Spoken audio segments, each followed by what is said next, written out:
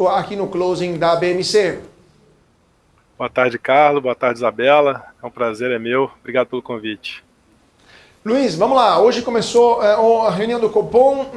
Todo o mercado está de olho em como será esse tão esperado corte da Selic. O governo quer um corte maciço, mas, por outro lado, temos um núcleo de inflação ainda muito resistente. Qual que é a sua visão? Qual que é a visão aí da Aversa Asset sobre esse possível corte?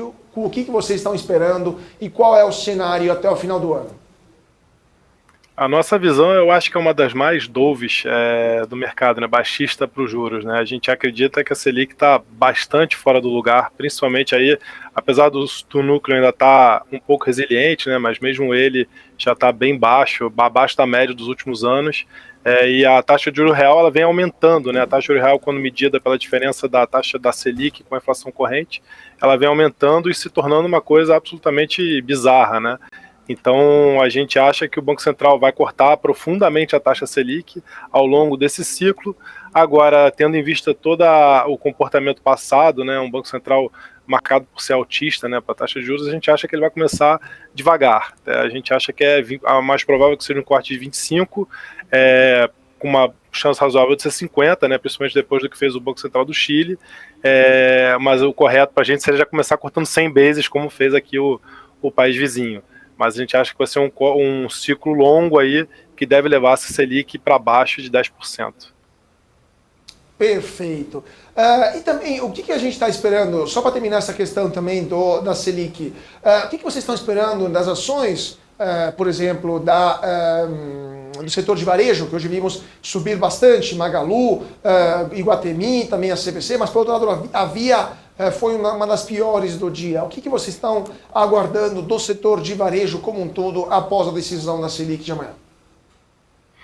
Então, o setor de varejo foi um dos que mais sofreu, né, tanto em termos da operação, das vendas, quanto em termos das ações, né, nesse ciclo de aumento de juros. O que tem mostrado os resultados recentes é uma certa resiliência, maior do que a gente mesmo imaginava. Então, as vendas, principalmente ali da parte de mais alto luxo, estão bastante resilientes, né? A parte de mais baixa, média renda sofreu muito mais com o crédito que vem junto com as vendas, né, como a Guararapes e a Marisa, que financiou as vendas, do que até propriamente as vendas, e a gente tem visto essa resiliência de forma bastante positiva, né? O que a gente acredita é que o corte de juros deve continuar ajudando a economia como um todo, né? E aí o setor ele vai a reboque, mas o principal é que a queda dos juros faz com que o valor das empresas que têm uma geração de caixa no longo prazo, vamos dizer assim, né, as empresas que têm maior crescimento embutido nas expectativas, aumentem mais de valor. E isso é uma coisa do varejo, né? O varejo ele tem essa característica. Então, a gente acredita que um corte da Selic mais profundo, como a gente imagina, deve levar ao múltiplo dessas empresas, né? Múltiplo preço-lucro a subir. Então, a gente vê aí que esse setor, assim como outros que são os setores de ciclo longo, né, devem se beneficiar mais com esse corte da Selic. Agora eu queria ir para um dos grandes destaques do dia, né, em relação a tudo que está girando em torno da Petrobras. As ações chegaram a tocar as mínimas nesta terça-feira, em meio às declarações do presidente da companhia, dizendo que não conversou com Lula sobre o reajuste, né? Depois, agora a gente sabe que o Lula pediu, sim, para que ele pudesse segurar o preço ali do combustível o máximo que pudesse, enfim. A gente viu, inclusive, o mercado reagindo até que relativamente bem, né, na mudança de política de preços ali da Petrobras, né? Foi até melhor do que esperado ali em relação ao mercado. Como é que você está vendo aí todo esse burburinho aí na estatal? Típico dela, né? Especificamente dela, né? Ela é a estatal que mais sofre ingerência política, bem mais até do que o Banco do Brasil, que é outro estatal listado, né? E agora tem uma confusão muito instaurada no mercado em relação ao que acontece com o lucro da Petrobras quando ela segura os preços e o petróleo sobe. Porque na época da Dilma, né, que foi quando a Petrobras bateu lá os seus R$4, sei lá, aquele quase quebrou, entre aspas, né? Ela fabricava prejuízos quando ela segurava o preço do combustível aqui e o preço lá fora subia, porque a produção total do Brasil era menor do que o consumo. Essa situação mudou. Então, o que acontece quando a Petrobras segura o preço aqui e o petróleo sobe, é que o lucro aumenta, o lucro não diminui. Só que ele aumenta menos do que aumentaria, óbvio, se ela repassasse tudo isso para a bomba, né? Então, se ela pegasse, acompanhasse o preço lá de fora, o lucro ia aumentar. Então, a alta do petróleo, independente do governo estar segurando o preço ou não, é positiva para a empresa. Agora, bem menos positiva do que seria se o governo fizesse o reajuste do combustível. E aí, por outro lado, né, a queda do petróleo é bem mais negativa, né? Porque ela, da mesma forma que a alta é positiva, a queda é negativa, só que o governo tem o viés de baixar os preços quando o petróleo cai. Então a queda ela é mais negativa. Então esse petróleo que saiu dos seus 75 para 85 ajuda a empresa, mesmo que o preço na bomba não aumente. Eu acho que isso é uma das razões pelas quais o preço não cai. E a outra razão pelas quais o preço não cai é que, em função de todo esse risco político, né, a ação ficou muito barata. Ficou muito barata antes da mudança de governo, antes dos cortes de combustível. Hoje ela não é uma ação mais tão barata como era, mas também não é uma ação cara. Então essa dupla combinação aí, eu acho que segura o preço do papel aí onde está, perto das máximas históricas, né? Mas só para complementar esse raciocínio, Luiz, essa defasagem que a gente viu, até mostramos o gráfico aqui poucos minutos atrás, é uma defasagem de dezenas de centavos de reais por litro do combustível. Não vai impactar os resultados, tudo bem, pode ser não nesse trimestre, mas nos próximos trimestres, o resultado do ano em geral, considerando também que a Petrobras tem ambiciosos programas de investimentos, quer novas instalações de refino, quer também voltar em setores onde saiu nas gestões passadas, mas isso não pode prejudicar de fato o orçamento, né, o balanço da empresa? Então, não afeta o lucro negativamente, entende? A partir do ponto que está, vamos dizer, petróleo a 75 e preço na bomba, para ilustrar, R$3. O petróleo foi para 85 e o preço da bomba continuou R$3. No passado, o lucro da Petrobras cairia. Hoje em dia, o lucro da Petrobras vai subir um pouquinho. Subiria muito se o preço do combustível aumentasse junto com os 75 para 85. Agora, é óbvio que essa geração de caixa da empresa tem que ser compatível com o investimento dela. Então, se ela tem um cronograma de investimento agressivo e aí essa geração de caixa, porque ela não está acompanhando o preço internacional ou porque ela está sendo menos eficiente, não está acompanhando esse cronograma de investimentos, ou a consequência disso é que a alavancagem da empresa vai subir, e a alavancagem subindo, ela vai gastar mais com juros da dívida que ela vai ter que contrair para fazer esses investimentos, aí o lucro dela vai diminuir. Mas não é esse o cenário que a gente vislumbra, até porque ela ainda tem geração de caixa positiva mesmo após os investimentos que ela faz. Então ela tem um cenário hoje muito mais confortável. Eu acho que ficou, né, essa impressão do passado, né? Mas o que mudou é que a produção dela de combustível aumentou significativamente desde lá do início desde lá 2014, né? Que foi aquele momento complicado até hoje, né? Se eu não me engano, saiu de 2 milhões para 2 milhões e 600, 2 milhões e 700 de barril equivalente. Esses 700 milhões são a conta, mais ou menos, do consumo no mercado interno. Então, hoje em dia, a Petrobras ela produz mais do que o mercado interno todo consome. Então, essa que é a diferença que faz com que o lucro dela não caia, né? Então, isso foi uma conta que a gente até mesmo se surpreendeu quando fez ela pela primeira vez lá atrás, na época onde no governo anterior discutia-se mexer no preço, na paridade do preço do combustível, né? Então, agora, de todo jeito, assim, por ser uma estatal, sempre fica uma pulga atrás da orelha do que é possível ser feito de caixa de maldade, principalmente investimentos com retorno sobre o capital investido, né? Investimentos com retorno abaixo do que o custo de capital da empresa. Esse é o grande dano que uma estatal pode fazer se por acaso tiver outros interesses naquele investimento. Eu digo, por exemplo, vamos fazer uma refinaria em tal cidade que ela vai me trazer um retorno mais baixo, mas nessa cidade vai gerar uma série de efeitos, externalidades, que vai ser bom para a política pública, vai trazer gente para morar lá, vai aumentar o orçamento de impostos, aí o cara vai poder construir mais escolas e tal, e aí então vamos fazer uma refinaria lá que tem um retorno sobre capital investido de, sei lá, 6%, em vez dos 15%, que é quanto que é o custo médio ponderado da dívida da empresa, mais uma estimativa ali do custo de capital. Então, isso é o tipo de investimento danoso que uma má gestão pode ocasionar na empresa, né? Mas em termos do combustível, hoje a Petrobras está relativamente blindada, o lucro dela, né, em relação à sacanagem do governo. Bom, a gente está falando aí sobre os impactos, né, de algumas decisões, mas eu queria saber a sua opinião sobre a mudança do PPI, nova política de dividendos, né, e essa recompra de ações que você está achando. Eu acho que vem em linha com o que podia se esperar de um governo com mais vontade de fazer investimentos, né? Quer dizer, distribuir via dividendos ou via recompra, aí é uma decisão de otimização financeira, na verdade, né? Quer dizer, se aí tem você tem que fazer, a empresa tem que ter uma conta do valor dela justo, né? E aí, se por acaso a empresa está lá perto do valor justo, ela distribui via dividendos, se ela está abaixo do valor justo, ela faz recompra de ações. O que não pode, e que a gente viu várias vezes acontecer no mercado, é a empresa fazer recompra de ações para estimular a alta de preço do papel. Aí você tem um problema futuro, você está destruindo valor para os acionistas, né? Então isso é que pode ser um problema aí para a Petrobras, né? Tentei dar uma melhorada no foco aqui, mas não sei o que aconteceu com a minha câmera aqui, ficou bem desfocada, né? Fica tranquilo que vai dar, com a luz a gente vai dar uma melhorada. Vamos lá, então, enquanto o Luiz melhora a sua câmera, vamos dar uma olhada aqui no mercado. O Luiz, faz com calma a parte técnica, que a gente dá uma olhada aqui no mercado como está. Deixou isso, agora voltou, parece que agora voltou o Luiz com a câmera focada, perfeito, voltou o Luiz com a câmera focada.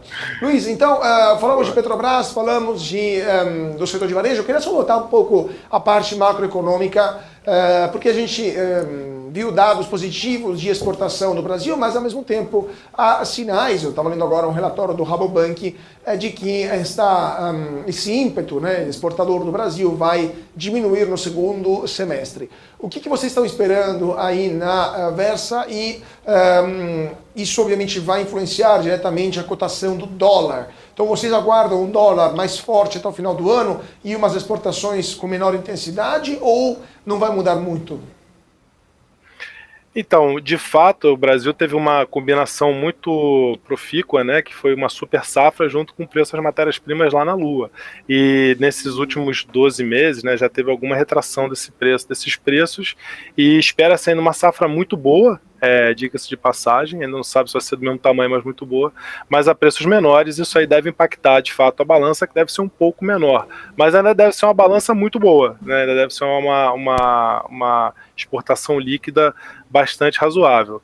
E aí, em relação ao dólar, a gente tem um modelinho nosso proprietário que a gente rodou hoje, por acaso, né, que calcula o dólar justo entre aspas, né, uma estimativa, ninguém sabe o valor do dólar, como não lembro quem falou isso, mas o dólar é a variável para humilhar os economistas, que diz que o dólar está mais ou menos onde ele deveria estar, não tem nenhuma grande deslocamentos. O que explica ele ter caído tanto, além, óbvio, de um saldo comercial bastante positivo, foi a queda do risco Brasil, né, que caiu bastante recentemente, explica essa quedinha aí em torno de 4,80. Agora, o que a gente já chegou a ficar comprado em real e a gente não tem mais, porque a gente imagina que, se por acaso o Banco Central for mais agressivo nos cortes, como a gente acha que deveria ser, não tem muito espaço para a moeda apreciar, ainda mais tendo em vista que lá fora você tem uma taxa de juros americana que foi estabilizada agora, né, e não deve começar a cair tão cedo. E além da questão da balança comercial, que já fez pico e tudo mais. Então a gente hoje em dia tem uma visão para o dólar neutra, vamos dizer. A gente acha que ele está bem precificado onde está. Pode ser eventualmente uma boa proteção para alguma proteção temporária para alguma carteira e tal, mas a gente não tem nenhuma convicção nem para um lado nem para o outro, tá? A gente acha que esse preço que está aí realmente é o preço correto, vamos dizer assim. Perfeito. Isabela. Eu queria falar um pouquinho de algumas empresas, né? A gente está em temporada de resultados, tivemos ontem Irani, hoje Klabin, TIM com resultado aí surpreendente. Como é que você está, não sei se você acompanhou aí, está acompanhando esses resultados, está acompanhando algum mais de perto, como é que você está enxergando aí no dia de hoje, qual o resultado que mais se destaca, que mais te surpreendeu? Ecorodovias, que é um investimento que a gente tem aqui do setor de infraestrutura, que já tinha divulgado prévios operacionais bem fortes, mas a parte da tarifa veio melhor do que a gente imaginava, a parte de custos também veio melhor do que imaginava, então foi um resultado forte, e é uma empresa que é bastante interessante na nossa opinião, porque como ela tem um ciclo de investimentos muito alto, mas de endividamento alto, ela é uma empresa que se beneficia muito mais do que uma empresa que tem baixo endividamento e baixo ciclo de investimento, tanto dessa melhora operacional quanto da queda de juros, né? Então ela é uma empresa que se beneficia bem mais de estar operando bem, porque ela desalavanca mais rápido, né, do que uma empresa desalavancada, uma empresa sem dívida. E a gente aqui olha todos os resultados, mesmo das empresas que a gente não investe, porque faz parte do nosso trabalho, né? Então a gente tem nosso comitê matinal, onde a gente repassa, os especialistas dos seus setores repassam tudo que saiu e época de resultado repassa os resultados. E o que chamou atenção basicamente até agora de resultado ruim foi o resultado de bancos, né? Quer dizer, até agora a gente viu aí um Santander ainda sofrendo com inadimplência, o Bradesco deve vir na mesma toada, né? Então a gente acha que o setor que pode mostrar alguma coisa pontualmente ainda fraca é bancos, o resto tudo está mostrando recuperação, né? Então, tanto da TIM, que você falou hoje, que veio com resultado bom também, com um aumento de preço médio e sem tanta queda de assinaturas, né, com assinaturas resilientes e tal, a própria Rodovias, enfim, os resultados estão vindo melhores do que o esperado, né? Estou ansioso para ver, como a gente falou no início do papo, o resultado do varejo, que é, vamos dizer, o mais sensível aí, né, à economia. E as construtoras, pelo que elas têm divulgado de prévia, parece que venderam bem melhor do que imaginávamos inicialmente, né? Então teve alguma coisa aconteceu aí que está meio mal explicada, que a economia deu uma respirada, apesar do juro muito alto, né? E isso surpreendeu positivamente. Acho que o mercado tinha uma expectativa de uma economia mais fraca durante mais tempo, né? E já começou a melhorar antes do que a galera previa. Essa tem sido a tônica dos resultados, né? Perfeito. Agora, só queria te perguntar uma questão ligada às ações de hoje, que estão maiores altas, maiores quedas, Luiz. Estou vendo aqui no nosso Profit da Nelogica, a pior do dia foi a Sabesp, que perdeu 4,13% no pregão de hoje, após a divulgação, após a notícia de que o governo do estado vai fazer um follow-on. Por que você acha que a empresa caiu tanto, se o governo de fato vai privatizar a Sabesp? Então suponha-se que a gestão seja mais eficiente. Será que foi o problema de não colocar um limite para um acionista de referência, de não transformar a Sabesp numa corporation, como foi feito no caso da Eletrobras? Ou será que tem alguma outra razão pela qual a empresa, os acionistas não gostaram desse anúncio? Não, na verdade, tem três razões principais. A primeira é que quando você olha uma métrica que a gente investe em Sabesp, e a métrica que a gente usa para olhar esse setor, né, Sabesp Utilities, é a taxa implícita de retorno do papel, a tira implícita do retorno do papel, tá? Isso é para a galera que gosta de valuation, vamos dizer, é a taxa de desconto que zera o upside do papel, tá? Então, a Sabesp ela já tinha a menor tira implícita de todas, ou seja, ela já era, da nossa carteira aqui e do setor, uma das empresas mais caras. Ela está nessa situação. Por quê? Justamente pela expectativa em relação à privatização, que vai torná-la uma empresa mais eficiente e tal. Então já tem parte disso no preço. E aí tem aquela velha máxima do mercado, né, de que as coisas sobem no boato e caem no fato. Então, confirmado uma vez, a privatização está avançando, tem essa realização. Agora, teve uma pequena decepção no anúncio de ontem, que foi a falta de um cronograma, né, e também a falta de algumas definições em relação a como vai ser a remuneração da concessão, tá, que é uma coisa técnica. Se vai ser uma remuneração através da RAB, né, quer dizer, se a empresa vai ter lá uma base de investimentos que ela fez e vai ter, como é no setor elétrico, né, uma empresa de referência que vai estabelecer quanto que essa base de investimentos deve ser remunerada, isso vai gerar tarifa, isso vai gerar o lucro da empresa, ou se vai ter alguma tarifa fixa, com reajuste de inflação, alguma coisa.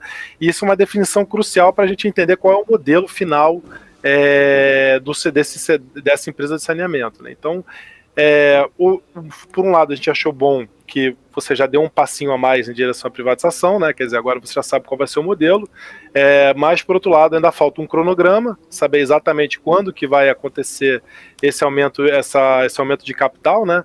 E tem as eleições municipais aí no meio do caminho que podem empurrar esse cronograma lá para frente, quanto mais para frente for pior. Então foi ruim não ter um cronograma. E também ainda está em aberto qual é o modelo que vai ser usado, que aumenta, vamos dizer, o risco, né, o risco percebido. Mas isso tudo porque a empresa empresa já subiu muito antecipando tudo isso que está acontecendo, antecipando a privatização, que deve gerar aumento de eficiência, corte de custos e tudo mais. Então essa combinação que fez realizar aí hoje com uma noticiazinha incremental, mas não teve nada de bom, muito bom, nem muito ruim no que saiu, tá? Então foi basicamente isso.